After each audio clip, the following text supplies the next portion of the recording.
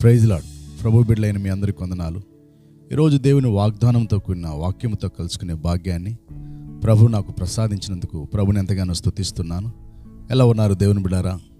ప్రతిదినము దేవుని వాక్యము చేత మనం బలపరచబడుతూ ప్రార్థన ఆత్మతో నింపబడుచు మరి ప్రభు ఇచ్చినటువంటి విశ్వాసాన్ని కాపాడుకుంటూ ఆయన ఇచ్చినటువంటి ఈ ఆత్మీయ శేష జీవితాన్ని ప్రభుతో జీవించేటువంటి ఆ మాధుర్యాన్ని కలిగి మనం ఉండటం మనకెంతో మేలుకరంగా ఉంటుంది. రండి, ఈరోజు పరిశుద్ధ బైబిల్ గ్రంథంలో నుంచి దేవుని వాక్యంలో ఒక వాగ్దానం మనం జ్ఞాపకం చేసుకుందాం. అపోస్తుడైనటువంటి పేతురు రాసిన మొదటి పత్రిక 1వ అధ్యాయము 14వ వచనంలో ఈ విధంగా దేవుని వాక్యం రాయబడి ఉంది. నేను పరిశుద్ధుడనై ఉన్నాను గనుక మీరును పరిశుద్ధులయుండుడని రాయబడి ఉన్నది. కాగా మీరు విధేయులైన పిల్లలై మీ పూర్వపు అజ్ఞాన దశలో మీకుండిన ఆశలను అనుసరించి ప్రవర్తింపక మిమ్మను పిలిచిన వాడు పరిశుద్ధుడై ఉన్న ప్రకారం మీరును సమస్త ప్రవర్తన యందు పరిశుద్ధులయుండుడి అనే మాటను మనం చూస్తున్నాం.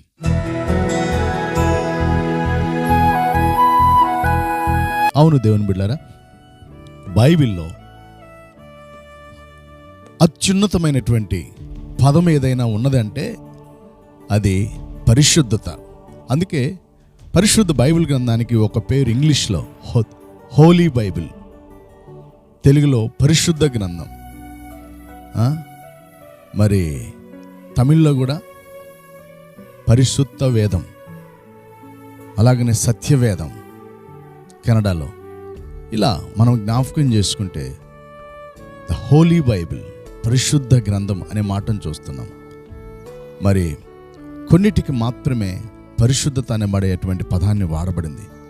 పరిశుద్ధమైన దేవుడు, పరిశుద్ధమైన వాక్యం, పరిశుద్ధమైన జీవితం, ఈ మూడు చాలా విలువైనవి.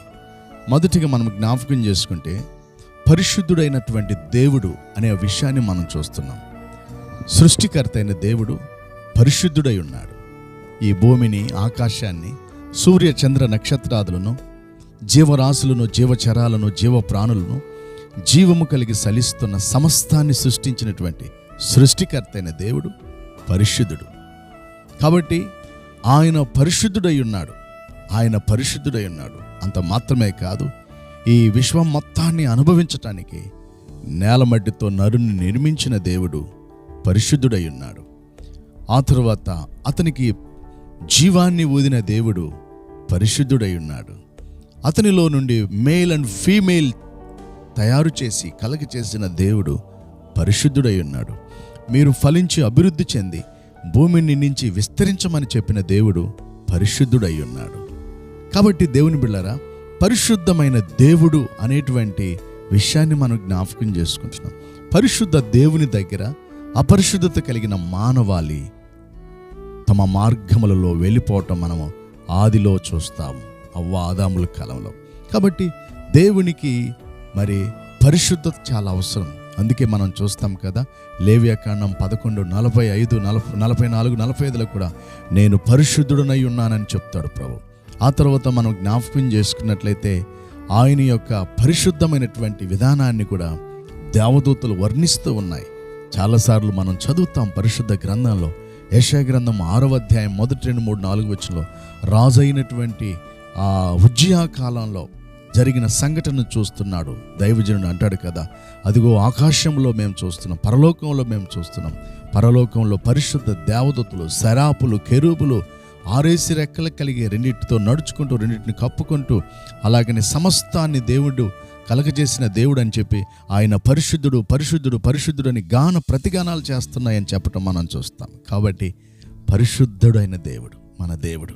దేవునికి పరిశుద్ధత కావాలి. ఆయన మాటలో పరిశుద్ధత, చూపులో పరిశుద్ధత, వినికిడిలో పరిశుద్ధత, ఆయన నడకలో పడకలో ప్రతి విషయములో పరిశుద్ధత. ఆ ప్రభువే 2025 సంవత్సరాల క్రితం ఈ భూమి మీదకి వచ్చి తన పరిశుద్ధమైన రక్తం మానవాళిగా ఉన్న మన కొరకు, పాపులమైన మన కొరకు ఆయన తన రక్తాన్ని కార్చి మన పాపము నుంచి విడిపించి తన బిడలుగా మార్చుకున్నాడు. మనం పరిశుద్ధులుగా జీవించాలని ప్రార్థన చేసుకుందాం.